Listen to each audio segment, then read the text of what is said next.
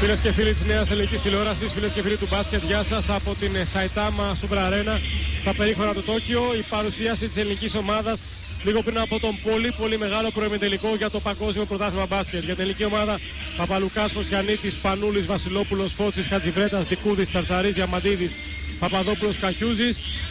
Η παίκτες του Παναγιώτη Γιαννάκη εδώ σε πρώτο πλάνο. Λίγα λεπτά πριν από έναν αγώνα που θα οδηγήσει την νικήτρια στις 4 καλύτερες ομάδες του κόσμου. Μετά την παρουσίαση των δύο ομάδων θα έχουμε τους εθνικούς ύμνους, την ανάκρουση των εθνικών ύμνων των δύο ομάδων. The national anthem of France.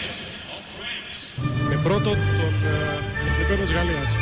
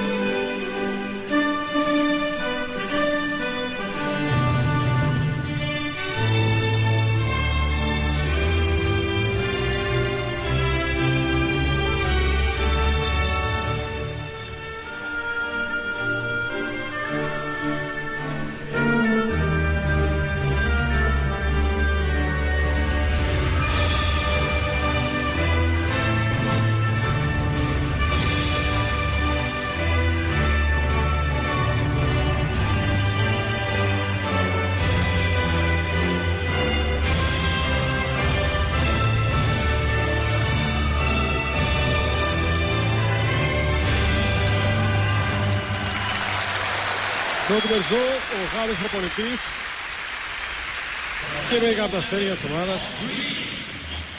Και αφού ακούσαμε τον εθνικό της Γαλλίας, είναι ώρα για τον ελληνικό εθνικό ύμνο.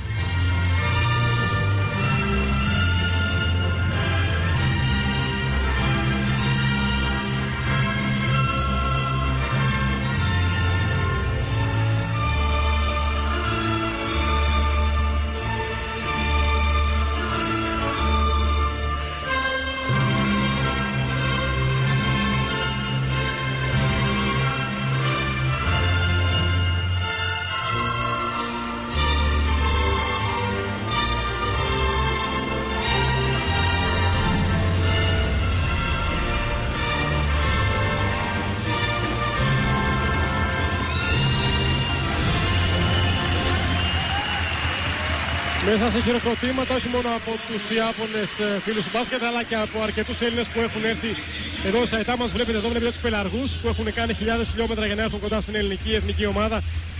Όμως όλα αυτά θα τα δούμε αναλυτικά συνέχεια για τον πιο μεγάλο από τους 4 προημιτελικούς, όπως δίνουν τα προγνωστικά και που φάνηκε και χθες. Θυμίζουμε αργότερα Ηνωμένες Πολιτείες Αμερικής, Γερμανία. Πάμε σε ένα μικρό διάλειμμα.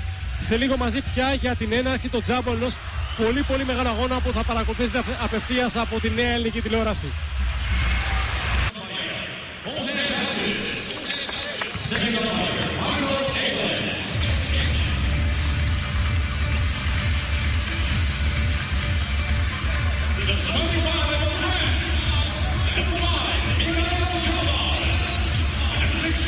Και πάλι μαζί φίλες και φίλοι με πρώτο πλάνο την ελληνική.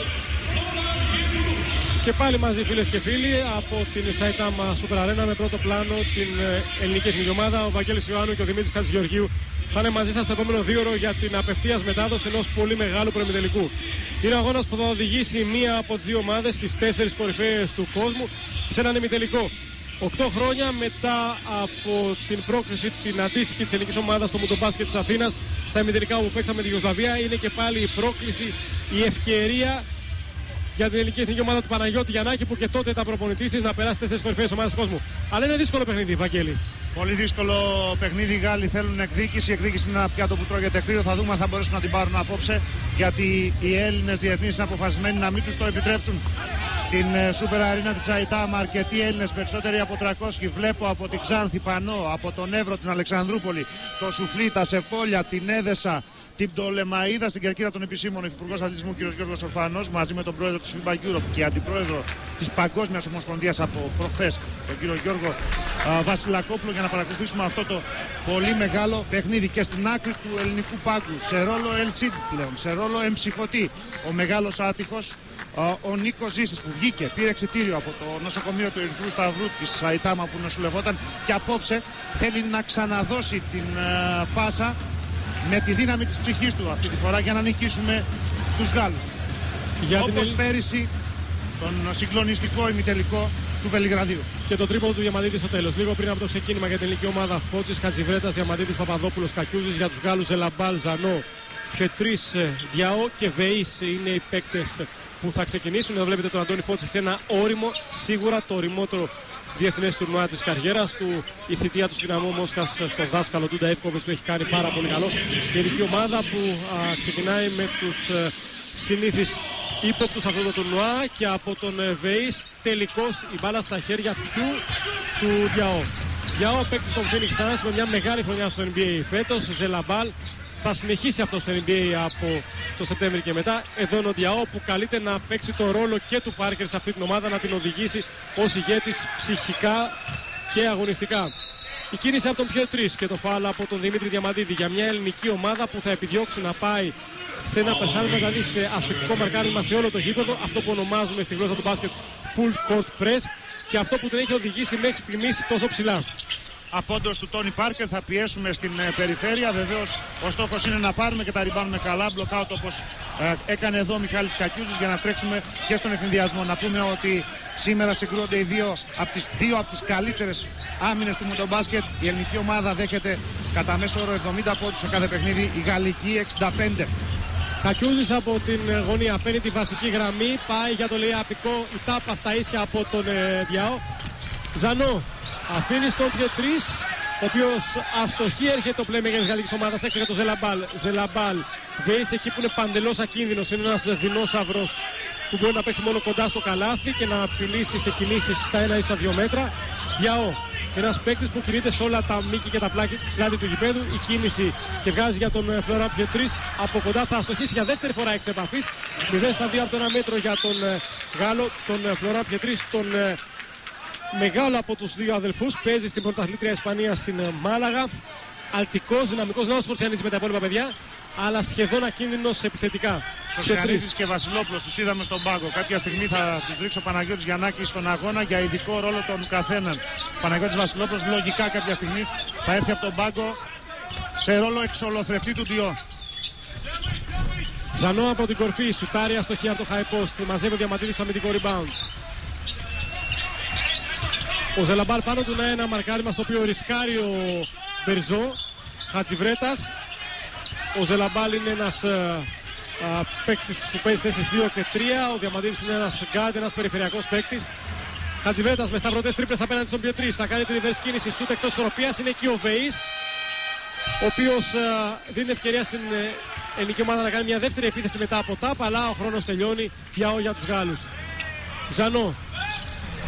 Περιφερειακό παιχνίδι και ο Ζελαμπάλ από την αγαπημένη του θέση αστοχή. Ο πρώην παίκτης της Real θα παίξει στους Seattle Supersonics από το Σεπτέμβριο. Φώτσης. Χωρίς σκορ μετά από 2 λεπτά και 10 δευτερόλεπτα. Νευρικότητα και από τις δύο πλευρές.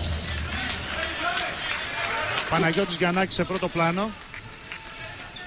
Και Χατζιβρέτας, ο οποίος ξεκινάει σε κάθε παιχνίδι της ελληνικής ομάδας σε ρόλο εξολοθρευτή ενός αντίπαλου γκάρτ, αλλά και μακρινού σουτέρ αν χρειαστεί. Παπαδόπουλος.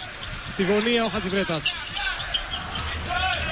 Παπαδόπουλος θα παίξει πλάτη τον Βεΐς και αυτό κάνει αστοχή με το δεξιό hook, δηλαδή με ένα σουτ με το οποίο προστατεύει την μπάλα με το σώμα.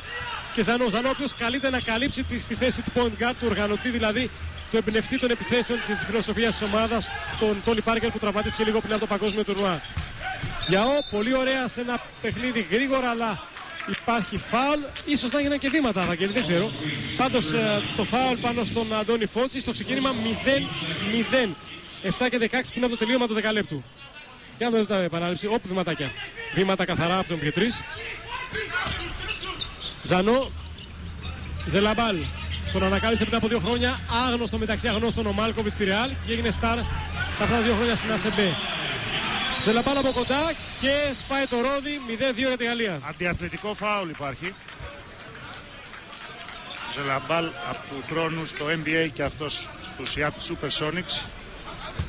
Τον είχαν κάνει νωρίτερα draft, ενώ 48 πριν από 2 χρόνια, αλλά προτίμησε και καλά να μείνει στη Real, να αποκτήσει εμπειρία σε ψηλό επίπεδο και εδώ ο Φλωράν Πιετρίς που έκανε το αντιαθλητικό φάουλ θα εκτελέσουμε βολές και θα επαναφέρουμε την μπάλα από το πλάι. Φλωράν Πιετρίς μαζί με τον Διό είναι σε αυτό το τουρνουά οι πιο αξιόπιστες επιθετικές λύσεις για τη γαλλική ομάδα. Διό σκοράρει με 12,8, ο Φλωράν Πιετρίς με 10,7 πόντους σε κάθε παιχνίδι.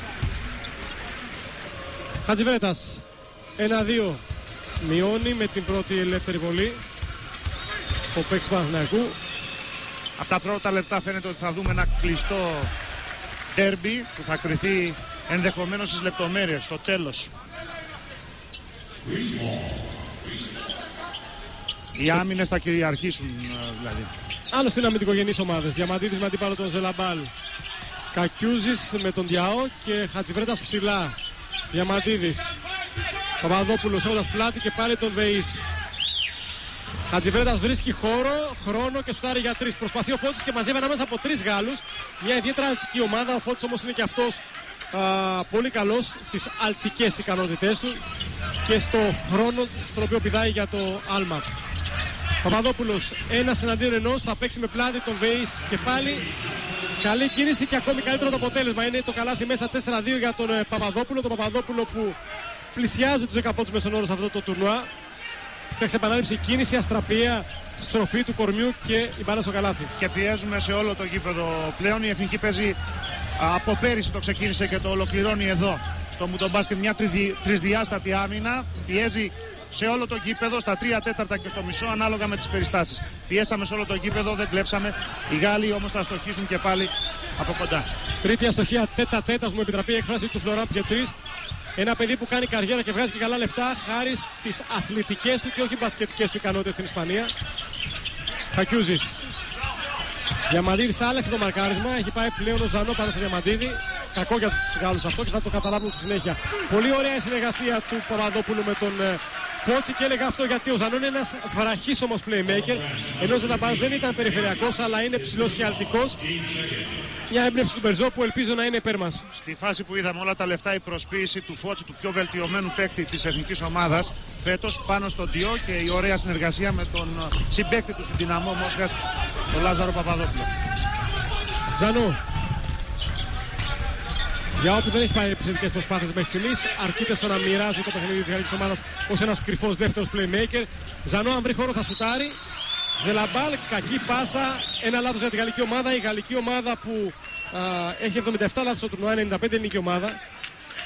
Στο screen, στο high post παίξαμε αλλαγές, βγήκε ο ψηλός, δηλαδή πίεσε για λίγο έστω και άπλωσε και τα χέρια του τον Γάλλο playmaker που δεν έχει μεγάλη εμπειρία ούτε πολλές παραστάσεις. Είναι ο μοναδικός που δεν έζησε τον περσινό εφιάλτη. Δεν ήταν στο ρόστερ της εθνικής ομάδας της Γαλλίας στο περσινό Ευρωμπάσκετ, όπως δεν ήταν και ο Πετρό, αλλά αυτός είναι σε καραντίνα από τον Μπερζό για κάποια νυχτοπερπατήματά του και δεν παίρνει μεγάλο χρόνο συμμετοχής.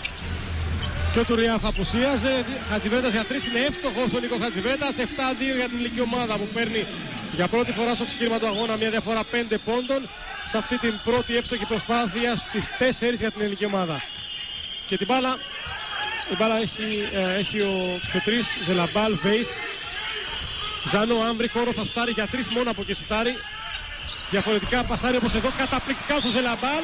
Ο αλτικότερος από τους έτσι κι αλλιώς αθλητικούς Γάλλους παίκτες. Είδατε και τον Ζανό, τον ηθήνοντα νου αυτής της ομάδας. Διαμαντίδης. Ξαναγύρισε, βλέπεις Βαγγέλη.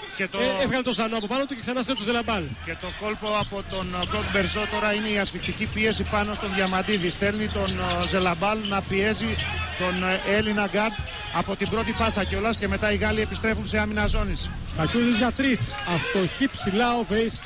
Μαζεύει το αμυντικό rebound για τους Γάλλους που σπρώχνουν αλλά δεν μπορεί να βγει ούτε πρωτεύουν ούτε δευτερεύουν ευθυνιασμός. Διάω με αντίπαλο τον Φώτση. Βεΐς θα κάνει την κίνηση στο hook shot. Άτεχνος μεν. Θετικός δε στην τελική ενέργεια. Πετυχαίνει 2 πόντους. Και τυχερός αυτή τη φάση με ταμπλό. 4 και 15 για το πρώτο δεκάλεπτο. Φώτσης. Διαμαντίδης που βγαίνει από τα screen. Ζελαμπάλ πάνω του. Είναι σαφώς καλύτερος χαμηλά ο Διαμαντίδης στην τρίπλα. Φώτσης ωραία ξεφεύγει από τον αντίπαλό του. Δύσκολος ούτε εκτός ισορροπίας. Μαζεύει ο Φλωράν Πιετρίς σε μια από τις σπεσιαλιτέ του. Δηλαδή τη βρώμικη δουλειά, τα rebound, το σπρώξιμο. Η πίεση πάνω στο Ζανό δεν έχει αποδώσει μέχρι στιγμής. Ο Χατζιβρέτας ως επιτοπλίστων πήγαινε στο μαρκάρισμά του. Ο Παναγιώτης Γιαννάκης ετοιμάζει τον Παπαλουκά. Ζανό. Η λόμπα για τον Πιετρίς, εκεί έξυπνα ο Χατζιβρέτας με υποψία, μια αίσθηση φάουλ κρατάει τον Πιετρίς. Η μπάλα πάντως είναι για την ελληνική ομάδα. 3:42 για την λήξη, πάμε σε time out.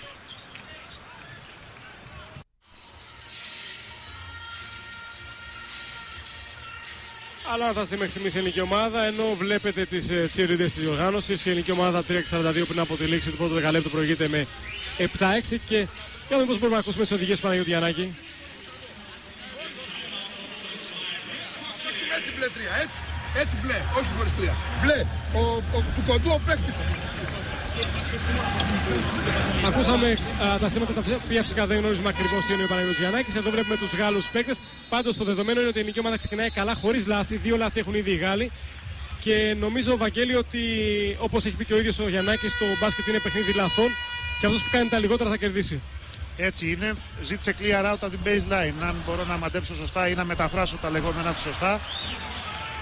Ζητάει να απομονώσουμε μια πλευρά, να ψάξουμε το mismatch, το καλό mismatch.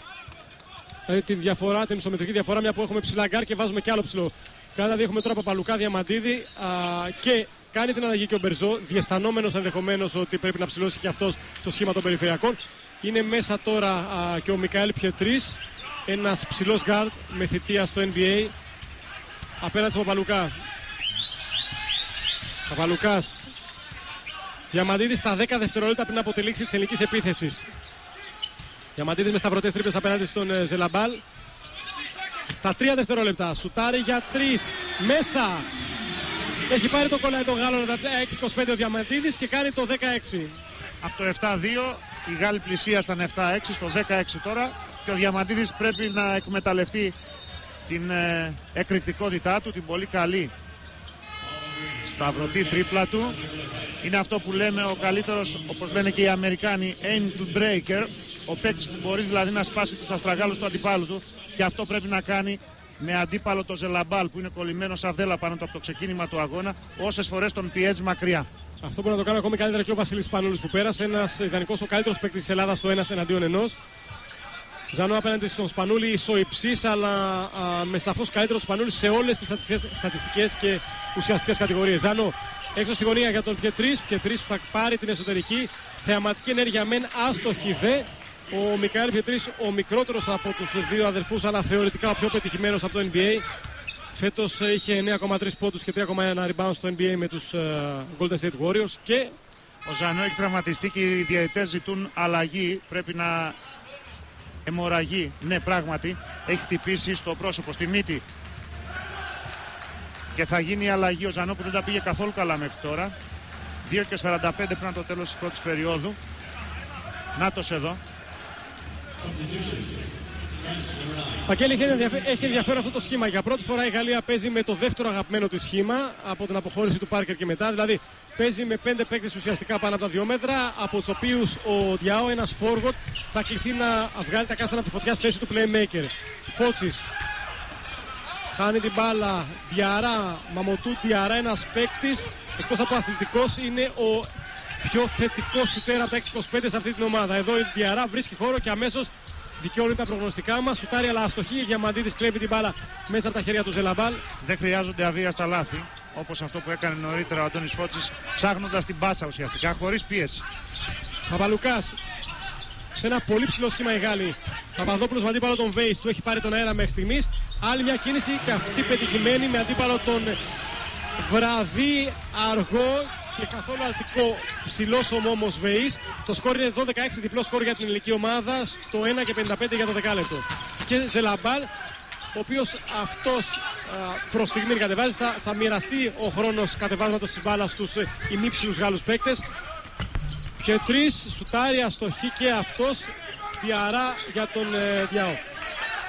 Βέβαια, χωρίς καθαρό playmaker δεν έχουν καμία τύχη απέναντι στα ελληνικά γκάρι οι Γάλλοι παίκτες και θα δυσκολευτούν πάρα πολύ στο να κατεβάσουν και να μοιράσουν μπάλες. Βέις, ούτε τώρα απέναντι στον Παπαδόπουλο. Δεύτερη συνεχόμενη καλή άμυνα του Λάζαρου που και νωρίτερα στο μπάσμα από την baseline πρόλαβε τον Πιετρίς και στήθηκε σωστά. Δεν μπορέσαμε να βγάλουμε ευνηδιασμό. αν είχαμε και τη δυνατότητα να τρέξουμε περισσότερες φορές στο ανοιχτό γήπεδο, θα παίρναμε μια καλύτερη διαφορά. Προηγούμαστε με double score, αλλά η παραγωγικότητα και των δύο ομάδων είναι πολύ μικρή. 12-16, 1-24 για το φινάλε του δεκαλέπτου. Πάμε σε time out.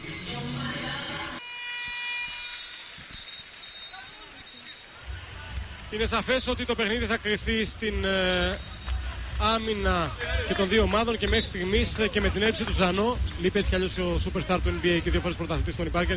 Οι Γάλλοι έχουν μεγάλο πρόβλημα στο κατέβασμα. Κατεβάζουν πλέον μια ομάδα χωρίς κλασικό playmaker. Διαό, Πιετρίς και Διαρά θα μοιραστούν τον χρόνο και για πρώτη φορά Βαγγέλη κατεβαίνει με δύο center for, δηλαδή δύο παίκτες πάνω από 2-10, τον Βεϊς και τον Τριάφ. Το περίεργο είναι ότι δεν εμπιστεύεται ούτε τον Γκομί ούτε τον Μποκολό που είναι περιφερειακοί, που είναι playmaker.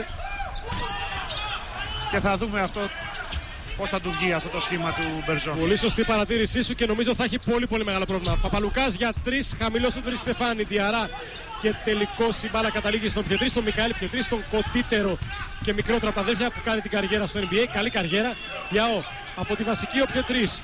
Διαρά σε ζώνη ελληνική ομάδα. Ο Διαό με αντίπαλο μπροστά και τον Τζατζαρί. Διαό μοιράζει για τον Διαρά στα 7 δευτερόλεπτα για τη λήξη επίθεσης. Διαό είναι κακός μακρινός σουτέρ. Ο Διαό από τη βασική σηκώνεται, σουτάρει ευστοχή. Μετά από αυτή την ατομική προσπάθεια είναι καλός στο 1-1 όμως. Εδώ είναι ο Φλωράν Πιετρής. Δύσκολα θα βγει από σύστημα να σουτάρει από μακριά, αλλά στο 1-1 όταν πλησιάζει προσεγγίζει είναι καλός. 33 δεύτερα για το φινάλε. Τσαρτσαρής, Σπανούλης που έχει τον Διαρά και μπορεί να τον παίξει και τον Τριάφ. Θα τον πάει στην τρίπλα κατά πάσα πιθανότητα. Και αυτό κάνει ο Σπανούλης. Πολύ ωραία στον Παπαδόπουλο. Αφήνει την πάρα στο καλάθι. Αστοχή εξ επαφής είναι ο Τριάφ, ο παίκτης των Los Angeles Lakers. Με μεγάλη περιπέτεια φέτος εδώ από το high post. Ψάχνει και βρίσκει τον Διαό με αντίπαλο τον Παλουκά. Βγαίνει το μαρκάρισμα αυτό παρότι forward το ένας και playmaker ο άλλος, γιατί είναι σχεδόν ισοεψής. Διαό η τάπα καταπληκτική αυτοκρατορική από τον Παπαδόπουλο. 2 δευτερόλεπτα. Βεϊς αστοχή. Τέλος. 12-8 ελληνική ομάδα. Τελειώνει το πρώτο δεκάλεπτο. Στις λεπτομέρειες πηγαίνει το παιχνίδι. Πολύ σκληρές άμυνες. Δεν προλάβαμε ούτε μία φορά να τρέξουμε στο ανοιχτό γήπεδο. Οι 12 πόντοι δεν είναι πολλοί. Βεβαίως είναι πολύ λιγότεροι οι 8 που έχουν πετύχει οι Γάλλοι. Αλλά από τη στιγμή που ο Λάζαρος, τον βλέπουμε εδώ σε πρώτο πλάνο, είναι σε καλή μέρα, θα πρέπει να πάρει περισσότερες φορές την μπάλα. Πάμε σε διακοπή, σε λίγο πάλι μαζί.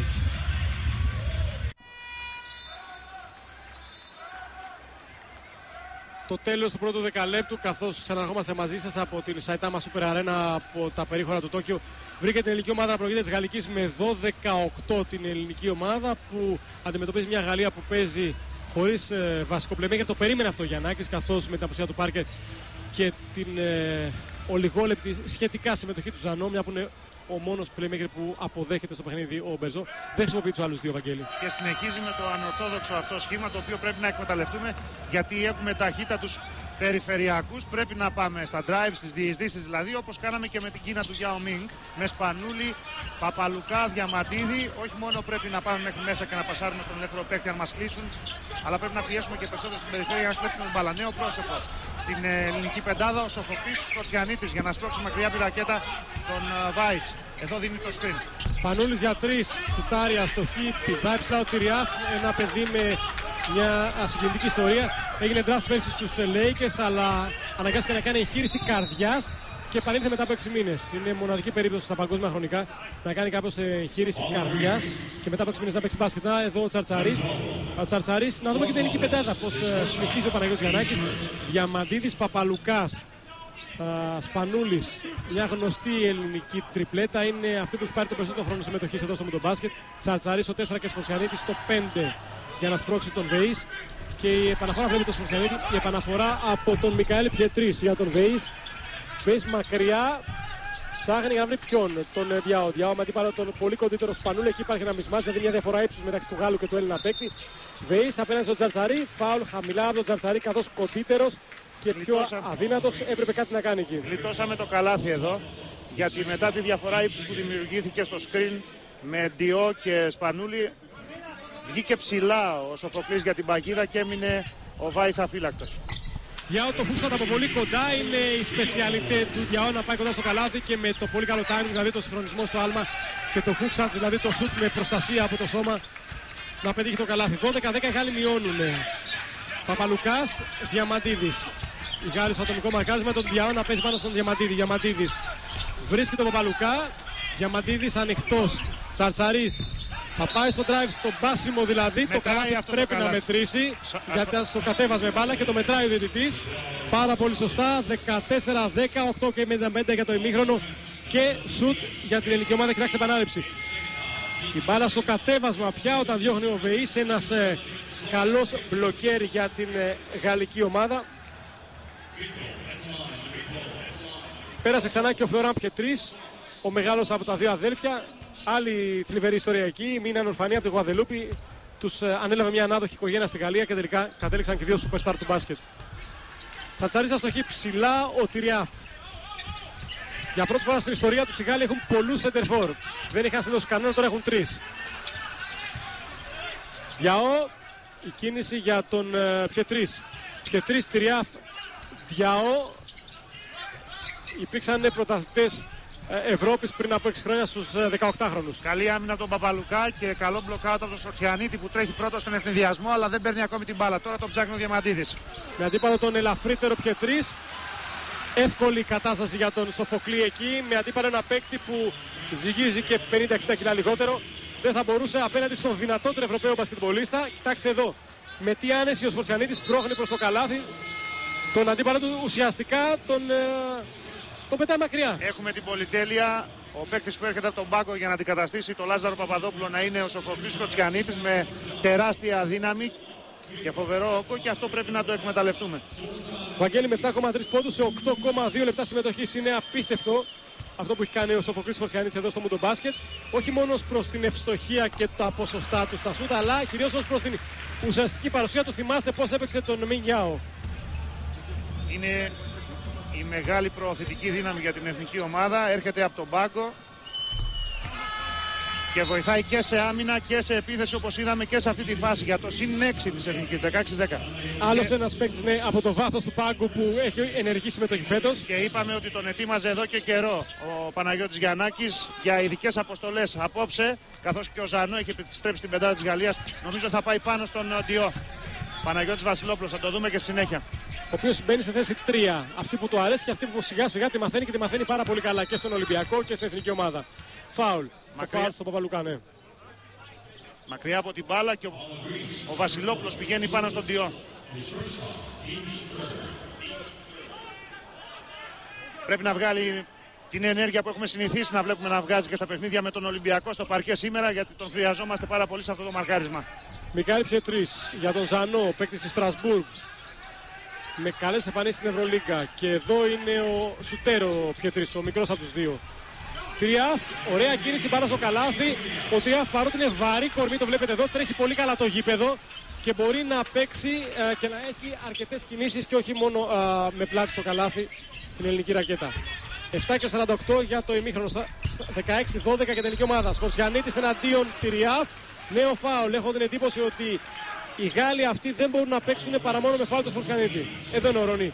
Τυριάφ, ο οποίος έπαιξε 23 αγώνες μόνο λόγω της εγχείρησης στην καρδιά στο NBA.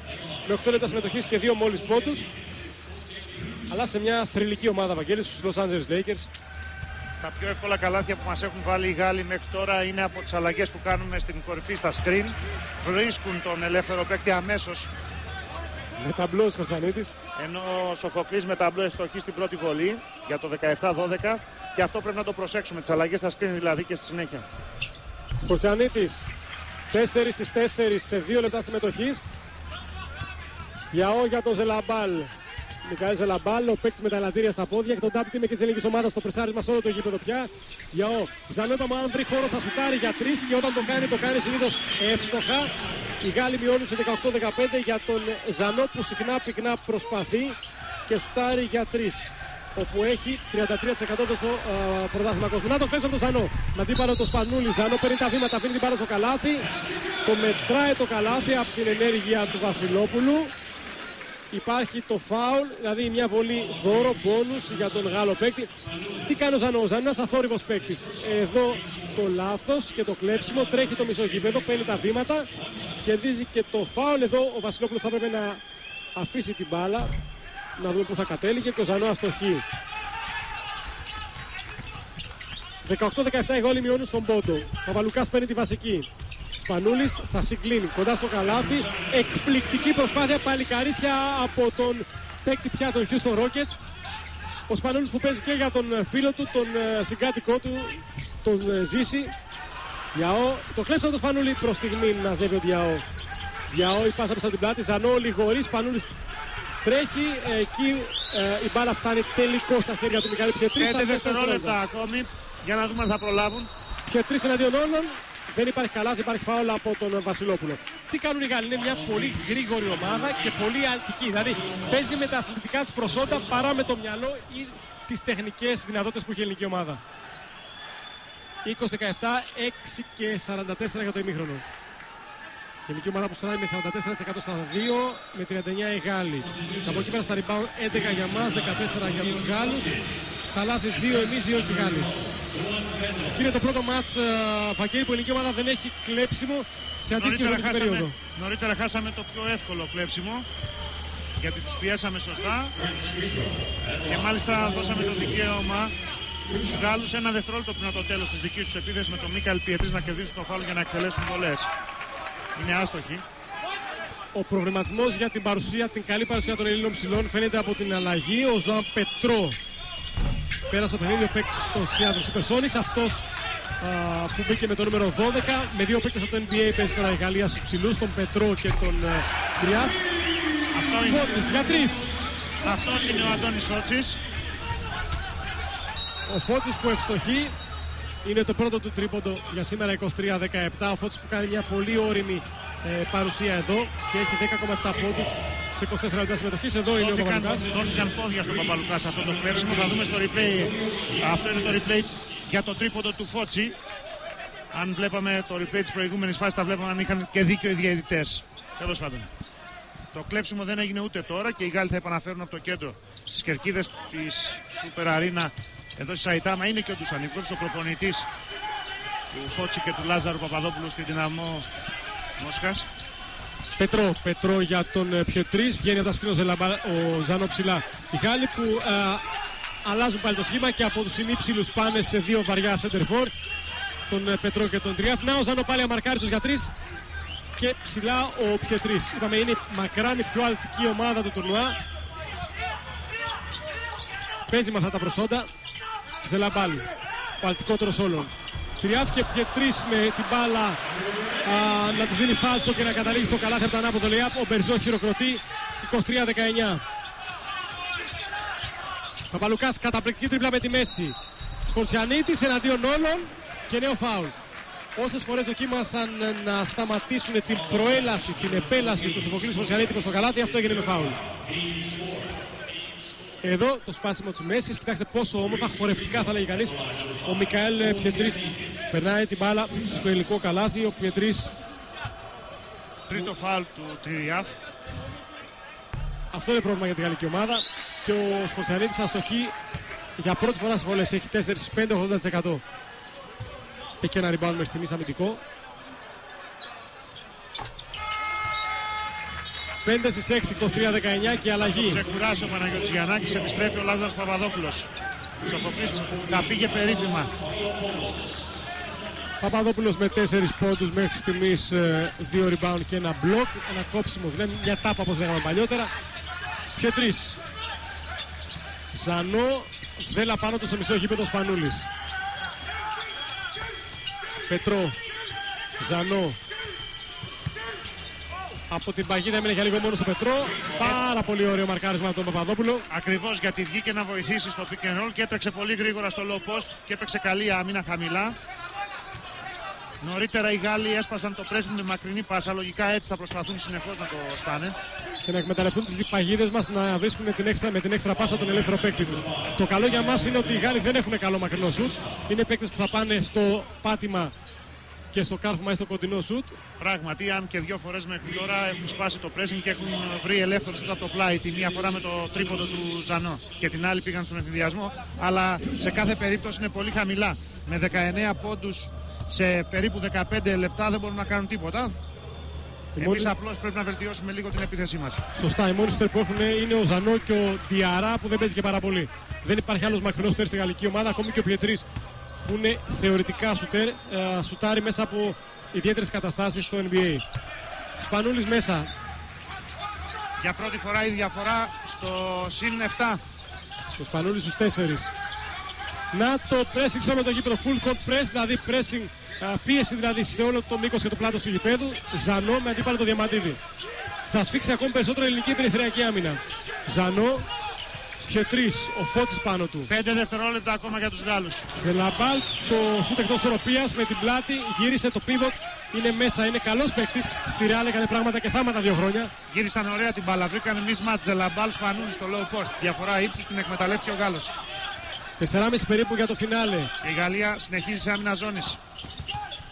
Σπανούλης θα περάσει, split out, βγάζει έξω δηλαδή την μπάλα στην περιφέρεια για τον Παπαλουκά που σουτάρει. Ζελαμπάλ ψηλά, ένα ακόμη rebound για τους Γάλλους που έχουν 16 εναντί 12 της ελληνικής ομάδας. Ζελαμπάλ, Διαώμα αντίπαλο το Διαμαντίδη, στη γωνία Πετρό.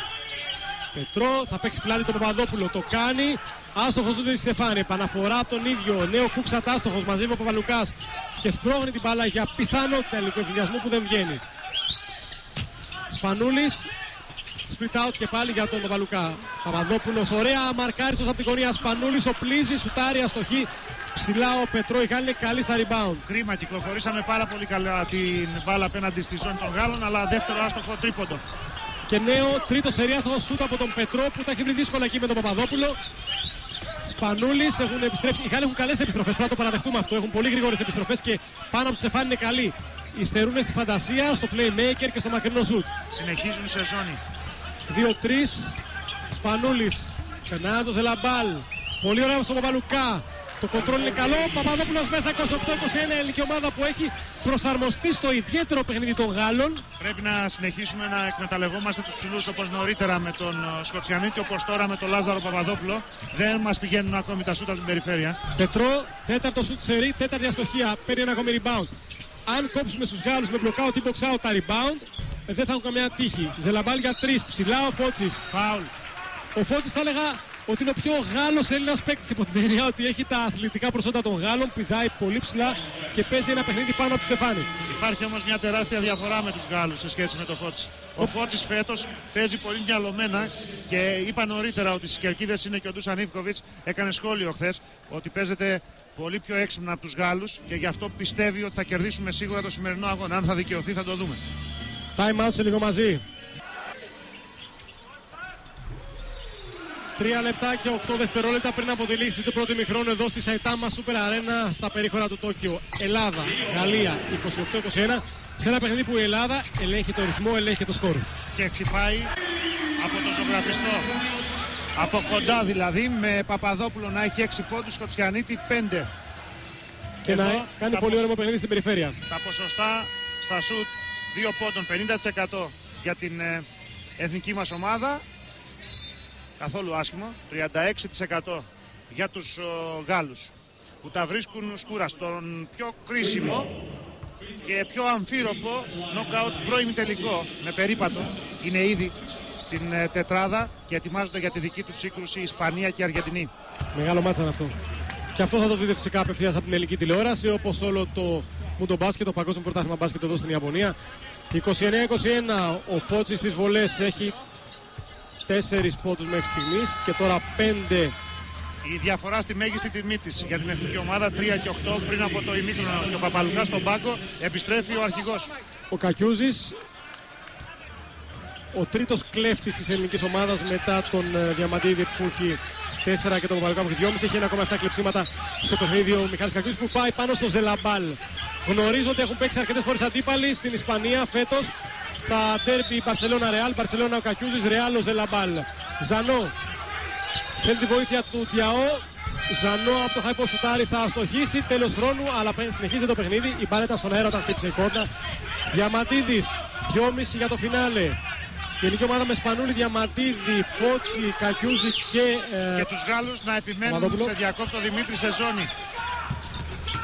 Παπαδόπουλος στη γωνία, Διαμαντίδης παίρνει τη βασική γραμμή, βγάζει έξω για τον Σπανούλη.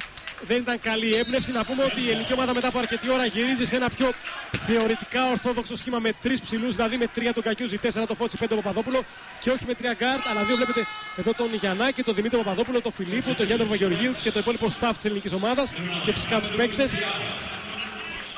και η αλλαγή. Περνάει ο Μαμοντού Διαρά στη θέση του Πιετρίς. Δεν βγήκαν τα σούτα μακρινά από τον Πιετρίς. Αυτό περιμένει από τον Διαρά. Είναι καλός σουτέρα από τη γραμμή των 6-25. Ενδεχομένως θα τον δούμε σε κάθε ευκαιρία να το επιχειρεί. Αν το επιτρέψει η ελληνική περιφέρεια βέβαια. Ζανό το κλέψε από το Σπανούλη. Διαμαντίδης και το φάουλ από τον Διαρά. Αν το πιάσουν εκεί το Διαμαντίδη. Η είδηση έρχεται 2 λεπτά και 11 δευτερόλεπτα πριν από το ημίχρονο. Και βεβαίως αν είχε ποντάρει σε αυτό το γεγονός κάποιος, μάλλον θα έκανε τα χρήματά του. Γιατί κάνουμε το πρώτο μας κλέψιμο που μας δίνει το δικαίωμα όμως, καθώς οι Γάλλοι έχουν συμπληρώσει τα 5 ομαδικά φάουλ, να μεγαλώσουμε κι άλλο την διαφορά και να την πάμε σε διψήφιο αριθμό πόντων. Και μπορεί, Βαγγέλη, να είμαστε η Αρσέν Λουπέν του τουρνουά, αλλά δεν πειράζει, μην κάνουμε κλεψίματα, αρκεί που ελέγχουμε το ρυθμό με τη Γαλλία και κερδίζουμε. Ο Διαμαντίδης θα στοχίσει στην πρώτη ελεύθερη βολή. Το 30-21 παραμένει, 2 και 11 για τη λήξη του δεύτερου. 2 και 11 για τη λήξη του δεύτερου δεκαλέπτου του ημιχρόνου δηλαδή. Διαμαντίδης σήμερα στους 5 πόντους, 5 rebound, μια assist, ένα κλέψιμο, ευστοχή τελικός, 31-21 στους 10 πόντους διαφορά. Και πιέζουμε ξανά σε το γήπεδο, πρέπει να συνεχιστεί αυτό γιατί ο Ζανό δείχνει ήδη να είναι κουρασμένος. Μα δεν μπορεί αυτό το παιδί που δεν έχει και μεγάλη εμπειρία να το τάπτει με τον Κακιούζη. Αυτό κάνει ο Κακιούζης, είναι ο κρυφός στο πρέσβη στο μισό γήπεδο. Ζελαμπάνη με αντίπαλο τον Παπαδόπουλο. Εκεί τα βρίσκει σκούρα, Φώτσης καταπληκτικά ακόμη πάνω από το στεφάνι. Σπανούλης βγάζει για κανένα καθώς ο Κακιούζης ήταν δίπλα του και όχι πίσω του. Διαό με αντίπαλο του Διαμαντίδη. Ζανό αμαρκάριστος, αυτό είναι επικίνδυνο και ευστοχή. Είπαμε αυτό το παιδί που δεν είναι και ιδιαίτερα καλός επιθετικός. Αν βρεθεί εκεί στο τόξο ψηλά αμαρκάριστος θα σουτάρει και συνήθως πετυχαίνει το καλάθι. Σπανούλης έπρεπε να κρατήσει την μπάλα νωρίτερα γιατί στο transition game δεχθήκαμε και σουτ 3 πόντων. Σπανούλης για 3. Βεής που έχει ξαναπεράσει μαζεύει το rebound. Οι Γάλλοι έχουν 20, εμείς 17. Ζανό, Διάρα παίρνει την εσωτερική. Πρώτο Παπαδόπουλου, έχει δυσκολίες, έχει προβλήματα. Εκεί ο ψηλός 2-10 και με τεράστια χέρια του κόβει το δρόμο προς το καλάθι. Και πάμε σχεδόν στο τελευταίο λεπτό του πρώτου ημιχρόνου. 31-24. Φώτσης. Διαμαντίδης με αντίπαλο τον Διαρά. Αθλητικό παιδί και ο Διαρά. Καλός ημίψιλος. Η κίνηση από τον Παπαδόπουλο και επιθετικό φάουλ. Χρησιμοποίησε κανονικά το χέρι του. Σωστή υπόδειξη από τους διαιτητές. Ο Λάζαρος το κάνει αυτό. Σωστά το έθεσες, Λαβές. Πολύ σωστά το έθεσες. Πολύ σωστά το έθεσες. Είναι η κυριολεξία του όρου. Λοιπόν, 56 και 1 για το ημίχρονο. Διακοπή σε λίγο μαζί.